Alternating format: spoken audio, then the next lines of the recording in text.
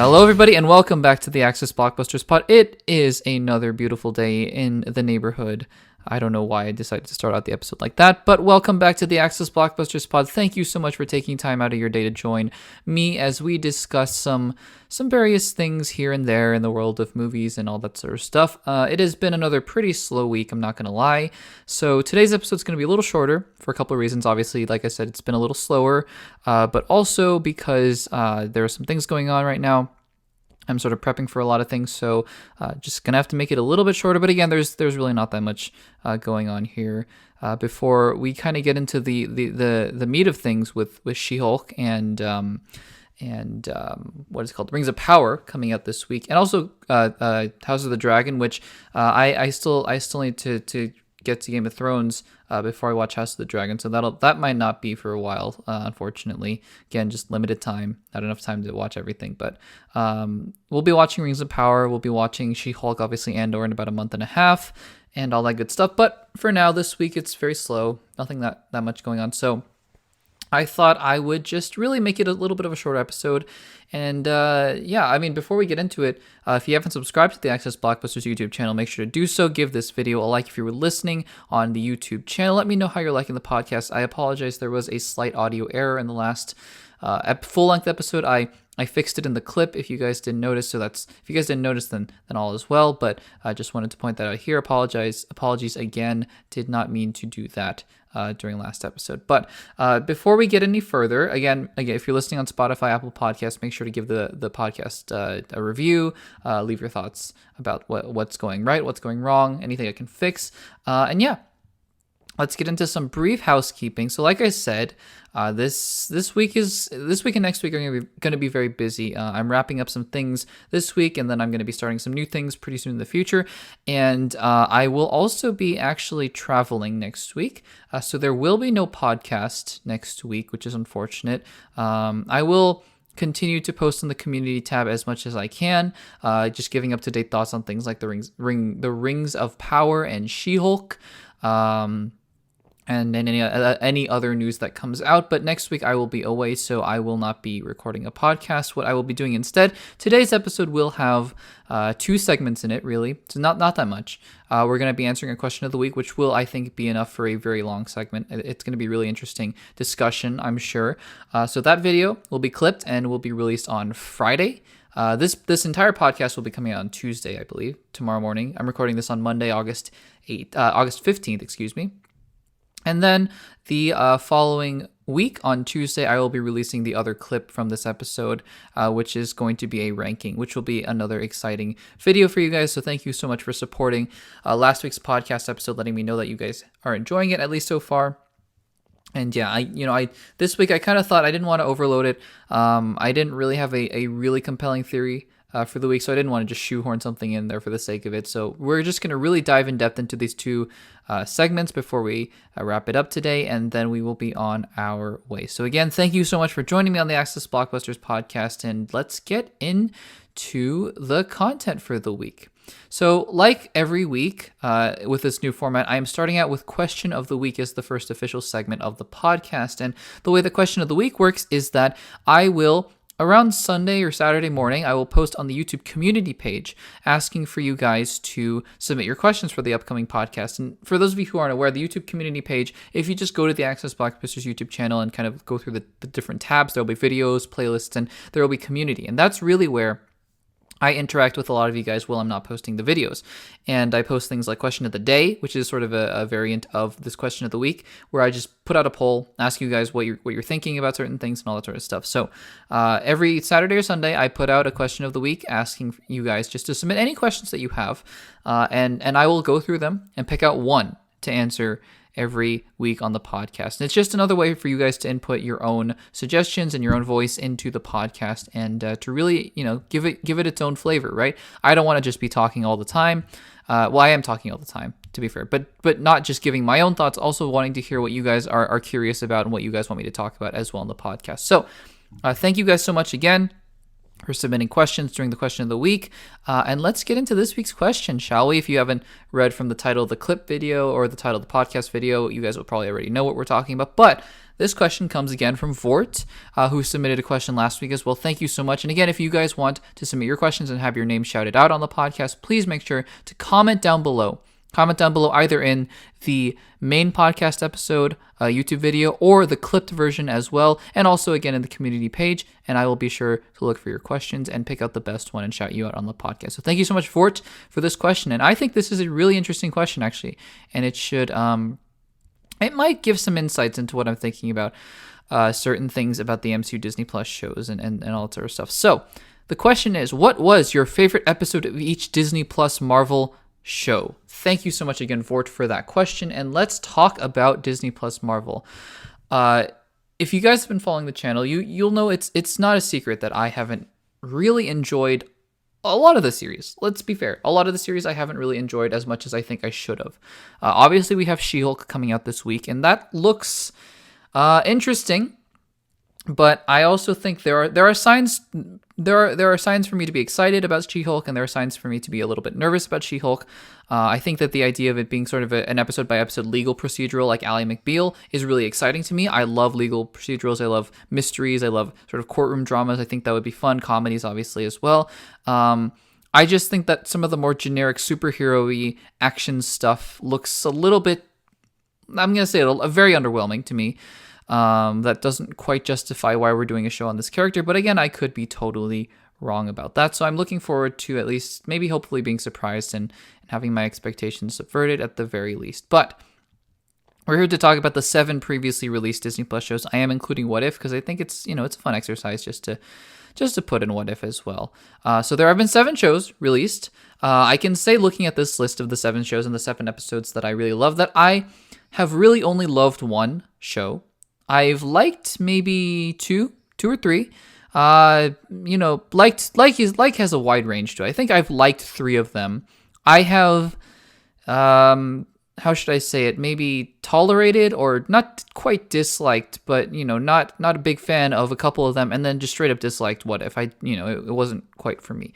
But to be fair, each one of these Disney Plus MCU shows has had their ups and downs, but a lot of ups as well. I will have to give them credit on that. So really what we're celebrating here in this video, but also just kind of using it as a way to talk about different patterns that I'm noticing on these Disney Plus shows and what maybe I think that they could fix in the future, is just celebrating some of the best episodes that they've released thus far. So we're going to start out, we're going to go in release order. And so we have WandaVision, Falcon and the Winter Soldier, Loki, What If, Hawkeye, Moon Knight, and Miss Marvel most recently. And obviously She-Hulk is coming up, but that won't be done for another couple months, so we will wait on that. So this is a great question, and I'm going to dive right in. So WandaVision. WandaVision had a lot of fun episodes, although I think that what worked really well about each individual episode for the most part is that there was a different audience for it, right? Like different people gravitated towards different sitcoms and things like that. But if you're looking at the overall story, right? If you're looking at it from beginning to end, episodes 1 through 9, and I've rewatched a few of the episodes myself, and if you kind of just watch the first few episodes, especially, it's very clear that they're building it very, very slowly, which is okay, but I think that it's a little bit more effective to ramp up the pace a little bit further, a little bit more than that. I think they lingered on some things a little too much, and I think that they sped through other things a little too quickly, like Agatha Harkness and her whole deal with it being her all along, allegedly. So there is that. But I think that episode 4 comes to mind, the one where they reveal everything and you get to see kind of what's behind the curtain. I also I love most of the sitcom episodes. I think episode 2 was pretty fun. The Magic Show one, I think episode whatever the 80s one was pretty fun, pretty interesting. I think also that one had the scene where Wanda kind of storms out of the Hex and confronts Hayward. Remember him? Remember when everyone hated Director Hayward? Yeah, good times. But I think it's pretty clear. I think the finale of WandaVision was a little bit of a dud, with some really great moments at the end as well, though. But I think it's pretty clear to me that my favorite episode of WandaVision is episode 8, Previously On. I think that this episode, interestingly enough, was not based on a sitcom, which is sort of the central appeal and charm of the show, but was really just a deep dive into Wanda Maximoff and her trauma and her history as a character. And I think that that's what's really effective about this episode, is that it is a character in Wanda Maximoff that we actually inherently care about so deeply. And this character, I think Kevin Feige has said, or somebody has said, that Wanda Maximoff has really had some of the most trauma and the most tragic backstory in the entire MCU. I forget who said that, but I think it's true. You know, you look through what's going on in these flashbacks in Sokovia and with the missile, obviously, her and her brother Pietro watching sitcoms with their family and just having a wonderful life, and then just getting that all taken away from her, and then going into Hydra to be experimented on with the Mind Stone, and then obviously becoming an Avenger, but then losing her brother, and that scene with Vision. I mean, my goodness, there's just a minefield of emotion there. You know, obviously the what is grief line is incredible, but also the other scenes after that, like I'm just getting chills kind of even thinking about this episode, like the scene where she goes to the Sword headquarters and just says, "I can't feel you," when she meets Vision again, and then the scene where she just completely breaks down in the empty abandoned lot, and I'm really getting a little emotional thinking about this even. Just that's how good this episode is. I think this episode might be my favorite one out of the bunch, out of all the Disney Plus episodes thus far, where she's in the empty lot and she pulls up the sign, the piece of paper, and it says, you know, from Vision, for us to grow old together in. And I mean, just talk about tragedy, right? Real tragedy, almost Shakespearean kind of tragedy. And I think that, again, this episode showed me that the WandaVision show is more than just sort of a fluffy MCU Disney Plus show. I mean, yes, she gets her costume at the end or whatever. Like, the trend with these episodes is that, yeah, you know, they get their new costume at the end or whatever. But I mean, still, I think that this episode really works on the emotional front, and shows that this show was warranted. Like, it's not just sort of a shoe-in kind of a show. So I think that the penultimate episode really built up a great sort of second to last push into the finale. Obviously, the ending with her being called the Scarlet Witch was amazing as well. So really enjoyed that. Really enjoyed this episode. Let's talk about The Falcon and the Winter Soldier, a show that I have professed to not loving as much as the other shows. I'm not going to lie to you guys. And to be honest with you, I don't think there are a lot of standout episodes, but I will say, and if you're gonna notice a pattern very quickly emerging, that I do think that the penultimate episode of Falcon and the Winter Soldier was the strongest one as well. I remember when there was a time around the What If Hawkeye era where I was starting to notice this pattern of, it's really interesting that these shows can really, really have a powerful second to last episode where they deep dive into these characters, but they can't stick the landing for whatever reason. I find that very interesting, and I think The Falcon and Winter Soldier was another example of that. I think that the opening action sequence with John Walker and Bucky and Sam fighting over the shield is actually quite good. Obviously, you get the training montages with Sam trying to become Captain America, but also what I forgot about being in this episode. I knew it was in the show. Obviously, it was one of my favorite things that they did was Sam Wilson's conversation with Isaiah Bradley about a black man taking up the mantle of Captain America, and I think that really. I understand that this show had some issues sort of in production with the whole subplot about vaccines or whatever, kind of correlating with the pandemic and them not wanting to overlap or something of that ilk.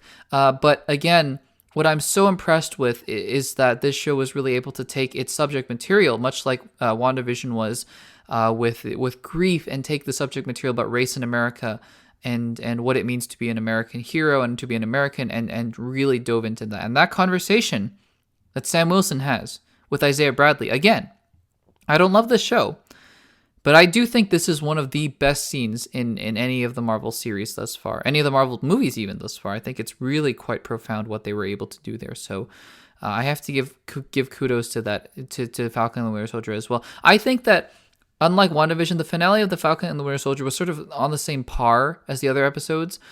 And I think that it was really, it just didn't have, it was kind of fighting a losing battle to begin with. I think that having Carly Morgenthau be the villain was just not the right move. And so I think that it suffered for that. But, what can I say? Loki is a show that I find wildly inconsistent. I think that there are some great episodes in there, and I think there are some really bad ones in there as well.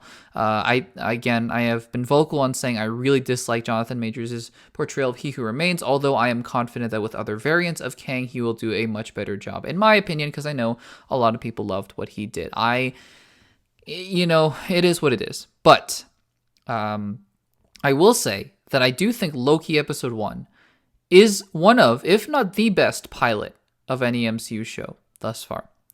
I think that the pilot of Loki is fantastic. And I think that this idea of self-reflection and what are you and who are you and what are you defined by is quite profound. The conversations that Loki has with Mobius, is really something. It's something that you don't expect to see. I mean, I guess we should have after having seen The Falcon and the Winter Soldier, just that these profound kind of conversations that they're having, it's really something that I thought was so interesting from this character. And yeah, I was so happy to see that. And obviously Loki as well. Loki's a great character. Obviously seeing where he goes from Endgame as well. And just thinking about, just thinking about all these things, right? Like thinking about what his place is in the universe and just finding his purpose. I mean, that's the title. Sorry, the title of the episode is Glorious Purpose, and I think that that's just such a fitting title for this show. And I think that the reintroduction of Loki and really bringing him up to speed on his character is quite good. I think also episode 2, the variant, is just a fantastic episode as well. Show really goes downhill from there to me, in my opinion, but I think the first episode of Loki is really, really quite good. What If? I think it's pretty clear. What If is sort of an anthology, so I'm not going to dwell on this too much because they're sort of individual episodes, not episodes sort of in the larger arc of a show, so to speak. I mean, kind of, but not really. I did like episode 9. I did like the conclusion. I think that if you were going to bring them all together, which I really didn't want to, I would have preferred more like I Am Groot, sort of short, just off-world kind of random episodes. That's what I would have preferred, but whatever. That's not what I got. So if I had to pick one, obviously, I think it's pretty clear. Episode 4, What If Doctor Strange Lost His Heart Instead of His Hands? Just beautifully directed, beautifully done. The fact that he keeps losing Christine Palmer like that is just heartbreaking, and I think that it worked really well. So I'm not going to dwell on it too much, but that is my favorite What If episode. So if you're kind of noticing, and I'll kind of go back, just pay attention to the episodes other than What If that I'm picking, and see if you can pick out a pattern. Because in Hawkeye, my favorite episode is episode 5, Ronin. Now, like The Falcon and the Winter Soldier, not a lot of the episodes really stood out to me when I thought back on them, and I had to look them up and really figure out what happened in which episode. I enjoyed the beginning. I sort of enjoyed the middle a little bit less, and the ending was fine. I just think that the reason I put Hawkeye a lot higher than The Falcon and the Winter Soldier is because it's less generic. It is generic-ish, but also it has some fun elements to it as well. And I think that it's just a little bit more up my alley. Falcon and the Winter Soldier was clearly meant to be sort of an action thriller. And while I do like action with films and shows, obviously, I think that there's only so much you can do with spectacle, right? I think that you kind of need to be more than just action. I think Hawkeye at least was fun, Christmas fun sort of thing, and just, enjoying the Christmas spirit in the MCU. And at least for that, I was more on board. Also, I liked the chemistry between Haley Steinfeld and Jeremy Renner more than I did Sebastian Stan and Anthony Mackie, though they were pretty good. But yeah, I think episode 5, Ronin, is where obviously Hawkeye confronts Echo, Maya Lopez, Alaqua Cox playing Maya Lopez, which was a cool fight scene. I also just picked Ronin because it's the most Yelena we get in the show, really. I think the finale is okay. I think the finale has some of the better Yelena scenes, like the scene where she confronts Clint is a really great scene. The scene where she is in the elevator with Kate is an awesome, funny, really funny scene. But I think that that episode is just too inconsistent for me to put it as my favorite. I think episode 5, where you're dealing with the ramifications of Jack being kind of arrested, I believe, and Ronin kind of giving up the Ronin persona, I guess, in a sense. Just more Yelena Kate, please. That was just so fun for me. So I think Hawkeye episode 5, though again, like I said, all these episodes in Hawkeye sort of just bled together. So, It is what it is. For Moon Knight, I think episode 1, the goldfish problem, is my favorite. I think that the more the mystery unraveled here in Moon Knight, the less interesting it became. I think that the sort of the appeal of the show, at least at the beginning, is that you really don't know what's going on. You really have no idea what's going on. And there's Egyptian gods, but it could all be in his head. There's another personality. There might even be a third personality. I think episode 1 to me it's right up there with Loki. Loki episode 1 and Moon Knight episode 1. I think Loki I give the slight edge, but it could. I even think, now that I'm even thinking about it, I think Moon Knight episode 1 might even be just as good. We'll say we'll put them as a tie for now. But yeah, I think it's really quite incredible what they were able to do with that first episode and the places that they were able to take the character of Mark Spector and Stephen Grant. Now, I for what it's worth, I think that the whole idea, like the mental asylum, is something that I'm still trying to grapple with a little bit. It's a little weird to me, especially the part with Dr. Harrow. But again, I think that at least the show started out really strong and it really grabbed me. And I thought the beginning of Moon Knight, this is going to be the best MCU show that I've ever seen. I thought at the beginning of Loki, this is going to be the best MCU show I've ever seen. Even really liked the beginning of Hawkeye as well. Liked obviously WandaVision. But again, none of them have really topped WandaVision thus far. And that brings us to the 7th show, which is Miss Marvel. And surprise, surprise, it is episode 1, Generation Y. Now, I think the first 2 episodes are basically comparable. I think that they are pretty much the same to me. I do really enjoy both first episodes 1 and 2, and I really like episode 3. I think episodes 4 and 5 are really bad, and I think that episode 6 is good. I think it's good. It's fun. It's sort of a bummer because it feels like it should have been 1, 2, and 3, and then like 5 episodes of another show that continued episodes 1, 2, and 3, and then 6. We got episodes 4 and 5, which are not conceptually bad at all.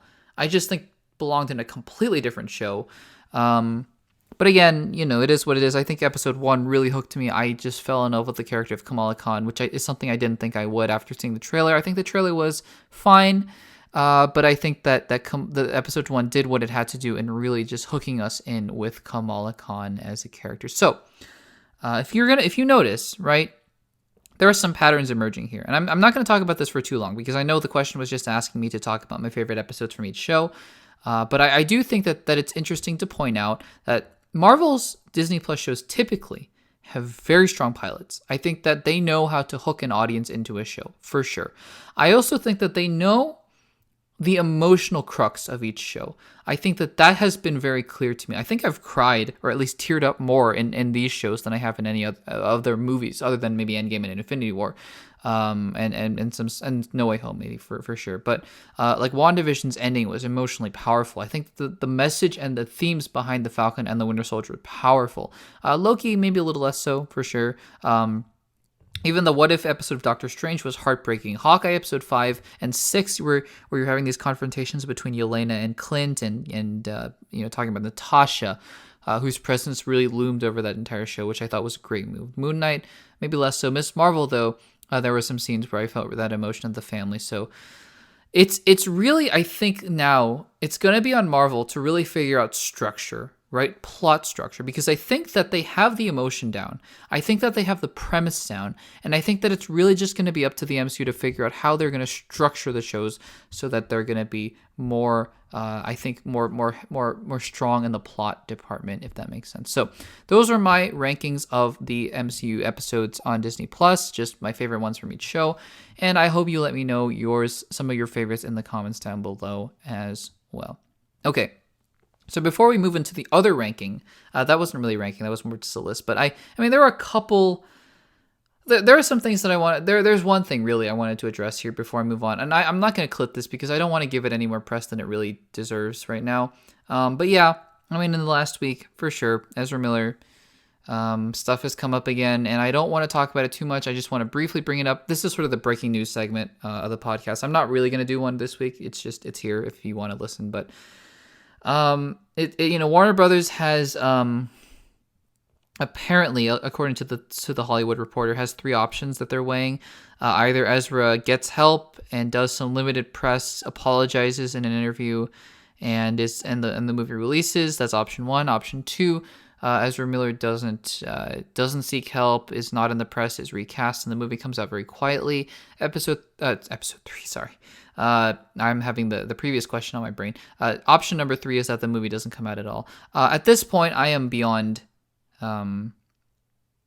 caring about sort of giving my thoughts on what they should do. I am just going to wait and see what they do and then react as such. I am still committed to not seeing the movie in theaters because I don't think that Warner Brothers has reacted or said really anything at all.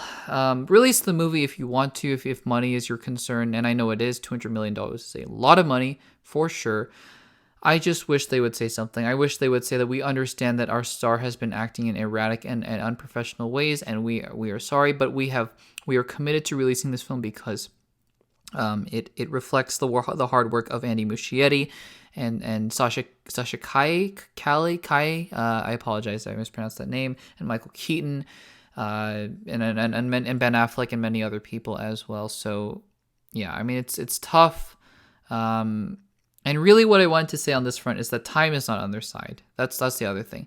I think if they were smart and they really wanted to release the film, they should release it now. Like next month. They should just drop it and let it go. But it's coming out in June of 2023, and I just don't see how the situation gets any better. We'll continue to monitor it, and I'll continue to sort of either give my updated opinions on it or not. We will see about that. So I just wanted to talk about it because it was in the news the past week, and I talked about it a little bit on my community tab, and you can go check it out there. But yeah, it's not something I want to dwell on too much anymore. So there's that. Let's talk about, though, the ranking of this week, and this is a fun one. I think it's in the spirit of last week where we were talking about the most anticipated Phase 4 and Phase 5 projects. I wanted to rank my most anticipated upcoming Star Wars projects, Disney Plus shows to be more specific, because who knows what is going on with the movies? Who knows what is going on with Taika's show, a movie, or Patty Jenkins' Rogue Squadron, or the Rian Johnson trilogy, or whatever is happening over at Lucasfilm? I don't know. But we do know, for now, because some of these shows are in various stages of limbo. But we do know at least 8 projects, and I might have missed one or two. Like there's Vision Season 2 and stuff, and like a droid story that was announced, and Rangers of the New Republic wasn't officially canceled, but it basically was. I'm just going off of projects that I really do believe will be released in the next couple years that I'm looking forward to. So yeah, these are ranking all of the upcoming Star Wars Disney Plus shows that I am excited about, from least excited to most excited, from bottom to top. Okay. Number 8 is Bad Batch Season 2. I love Dave Filoni. I love the Clone Wars. Not a fan of Rebels that much. I wasn't a big fan of Bad Batch. I don't understand why that show was as long as it was. I don't understand what the message was, thinking that was really what people were interested in from Clone Wars Season 7. It certainly wasn't Rafa and Trace, but, I mean, could we not have done a Crimson Dawn Maul-centric a Disney Plus show, animated show, in between episodes 3 and 4? Instead of the Bad Batch? I think that would have been far more interesting than anything the Bad Batch is. So I'm, not interested in the Bad Batch, but it was something that I would watch every week, like before I went to bed, just like as some content to, help me sleep, I guess. So, Bad Batch Season 2 is coming, I guess. Yay. Whatever. Coming in at number 7 is Lando, a show that is kind of coming out. Kathleen Kennedy has recently spoken about it, which is the only reason that it's on the list, even. Because if Kathleen Kennedy hadn't said anything, I would not have been talking about it right now. But she says it's basically on Donald Glover whether or not he wants to do it, and he's busy, so that's fair. I think that he did a good job in Solo. I don't think that he did an amazing job. I don't think anyone could have done an amazing job because the expectation is Billy D. Williams, and obviously you just can't match Billy D. Williams verbatim, basically. I think he obviously got the better end of the deal than Alden Ehrenreich, though it's confusing to me what we're doing here with this show. But again, it's there, and I'll watch it, I guess, if it comes out. So number 7 is Lando. Number 6 is Skeleton Crew. Now, Skeleton Crew is just something that I need to see more about. The other shows, I've sort of gotten a better idea of what they're going to be, and I think that that's why they're higher on the list. But Skeleton Crew has all the makings for an amazing show. Jude Law is a fantastic actor, obviously. John Watts is one of my favorite MCU directors. He directed 3 of the best MCU films, in my opinion, and I'm hoping he directs Secret Wars as well. fantastic director. And John Watts has said it's going to be like Stranger Things in Star Wars, and Stranger Things happens to be my second favorite show of all time. I love that show so much. And so count me excited, because that's all the makings of something that I'm going to really love. I just haven't seen enough from it yet so far. Okay, number 5 is Ahsoka. Now, I like Rosario Dawson. I like her portrayal as Ahsoka, and I think that she was very good. And I think that Ahsoka as a character in the animated medium has been really interesting thus far. I, however, understand that this show is probably going to be a continuation of Rebels in live action, and that is something that is not quite as appealing to me. I think that the one thing that is giving me hope is that it's, you recast, because one of the things that I really didn't like about Rebels was Ezra Bridger. I think that Ezra Bridger was just a really poor character in my opinion, and I really didn't like him. So hopefully if Mina Massoud is the one playing Ezra Bridger this time around, that it'll be better, and if Thrawn comes back to live action and actually gets to do something, instead of just letting the Rebels go all the time, which is what he did in Rebels, at least from what I remember, then that'll be fun. And Ahsoka is a great character, so I'm looking forward to it. I just kind of need to see a trailer maybe, just to see what we're getting, but that's what we got moving forward. Number 4 is going to be interesting because it's Tales of the Jedi. And if this show is what I think it is, which is another Dave Filoni animated show, I believe, which takes place before the Clone Wars. So it's a prequel Clone Wars show where you're going to get to see young Ahsoka, and you're going to get to see a Jedi Count Dooku and Qui-Gon Jinn. I'm so excited for that, because anything Clone Wars adjacent, I'm automatically on board for. Obviously, that didn't work out that well for Bad Batch, and that sucked. But I think that this premise obviously takes what we loved about the Clone Wars and puts it in an animated show, and I'm excited about that. Number 3 is The Acolyte. I think that the idea of just going back in time, going way back in time, and really developing the mythology of the Jedi and the Sith is exciting to me. I think that I think Sandberg is her name, the actress who they got to play her. It should be good. But I want some Plagueis, I want some Bane, I want some maybe Knights of the Old Republic vibes going on here. I just want to see the Republic at a different time. And I think that the Sith rising to power with Plagueis and Bane and even young Palpatine eventually, maybe, I don't know. But this should be really exciting. I'm very excited for it. Number 2 is Andor. And again, I wouldn't have put Andor so high, but we've seen 2 trailers from them. And the second trailer especially was really great. So, and I knowing how good Rogue One is, for me at least, I think Andor is just, it's going to be a great show. Get to see a really dirty side of the rebellion, a really gritty side of the rebellion, and I can't wait for that. Coming in at number 1, though, obviously, is The Mandalorian Season 3. No, it's the Book of Boba Fett Season 2, obviously. No, it's Mandalorian Season 3. We haven't seen a trailer as of the recording of this podcast episode, but I just think it's gonna be one of those dynamite things where they're really hitting their stride, not finally hitting their stride. But I've been a fan of The Mandalorian, although I'm not as big of a fan as other people, because I am more of a fan of really continuous storytelling from beginning to end, kind of like a Stranger Things, where you have a story from beginning to end, and every single plot arc and plot element is building to that story. I understand what The Mandalorian was going for in seasons 1 and 2, sort of like an anthology kind of thing where, each episode was its own individual story, and some of them connected more so than others did. The Boba Fett episodes were really, really fun and really cool, but again, I am really looking forward to hopefully just a continuous storyline from beginning to end with Mandalore. I think that will be really, really fun, and Din Djarin really taking up a leadership role and fighting Bo-Katan potentially, maybe having some other Night Watch members or Death Watch members, whatever they were called, come in, will be really fun. And yeah, those are my rankings for the Disney Plus Star Wars shows. I am excited for most of them. I think there is potential for most of them. But again, I haven't yet seen a Disney Plus Star Wars show that I have loved to the extent that I loved WandaVision. I have liked The Mandalorian, which is, I know, unpopular. But I am excited and intrigued to see what goes on in the future of Disney Plus and Star Wars. And that, guys, is today's episode. It's a little bit shorter. It is actually significantly shorter, but I hope you guys enjoyed the episode nonetheless. I didn't want to do too much today because I didn't want to put out content that was rushed or that I wouldn't have time to properly edit and put out as clips and things like that. And so, yeah, I think that this will be a good episode for now. Obviously, like I said at the beginning of the episode, there won't be an episode next week. I'll just be putting out the clips from this episode and until I get back from my travels. And until then, guys, make sure to subscribe to the Access Blockbusters YouTube channel. Give this video a like on the YouTube channel if you're listening on YouTube, and hopefully you've enjoyed the podcast. If you've enjoyed it, please give the video a like, rate the podcast on Spotify, Anchor, Apple Podcasts, all that kind of stuff. And I hope you guys are really enjoying the week so far and looking forward to She-Hulk and Rings of Power and House of the Dragon. It's going to be an exciting week, and I cannot wait. So until then, guys, take care, and I will see you guys in the next one.